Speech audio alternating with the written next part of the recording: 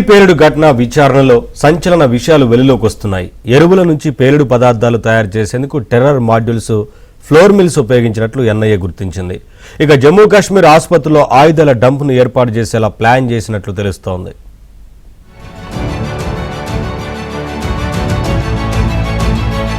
Delhi పేలుడుపై NIA అధికారులు విచారణను వేగవంతం చేశారు. 6 టెర్రర్ మాడ్యూల్స్ ను ఎన్ఐఏ కస్టడీకి, పటియాలా హౌస్ కోర్టు కస్టడీకి ఇవ్వడంతో అధికారులు విచారణ మొదలుపెట్టారు. పేలుడు పదార్థాల తయారీలో ముజమిల్ కీలకంగా వ్యవహరించినట్లు గుర్తించారు.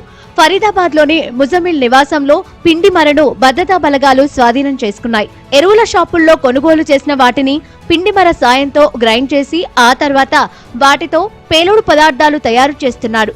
గ్రైండ్ చేసిన వాటికి ఎలక్ట్రిక్ మిషన్లను జోడించి గంటల వ్యవధిలోనే పేలుడు పదార్థాలను తయారు చేశాడు. అందులో భాగంగా ఢిల్లీ పేలుడుకు అవసరమైన పదార్థాలు తయారు చేసినట్లు సమాచారం.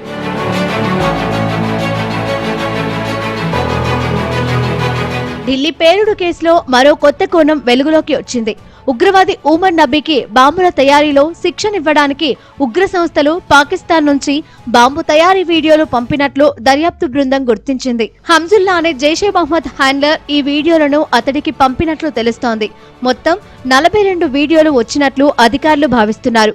ఉగ్ర కుట్రల గురించి నిందితులు టెలిగ్రామ్ యాప్లో చర్చించుకునేవారని, అనుమానం రాకుండా ఆయుధాలు, బాంబుల గురించి వంటకాల పేర్లను సీక్రెట్ కోడులుగా వాడేవారని అధికారులు తెలిపారు. పేలుడు పదార్థాలకు బిర్యానీ అని, ఉగ్ర ఘటనలు అమలు చేయడానికి దావత్ అని కోడ్ నేమ్లను ఉపయోగించినట్లు గుర్తించారు.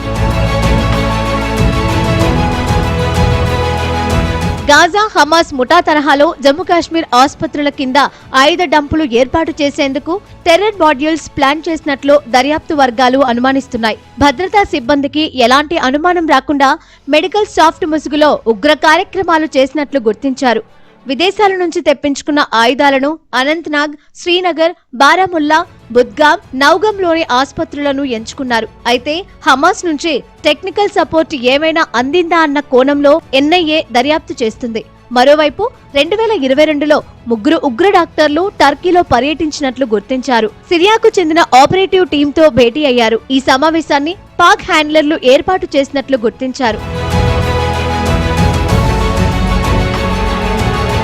ఢిల్లీ పేలుడు కేసులో కీలక నిందితుడిగా ఉన్న ఆదిల్ రాథర్ సోదరుడు ముజాఫర్ దేశం విడిచి పారిపోవడం ఇప్పుడు ఆందోళనకరంగా మారింది. ముజాఫర్ దేశ భద్రతకు ముప్పుగా ప్రమాదం ఉందని దర్యాప్తు వర్గాలు భావిస్తున్నాయి.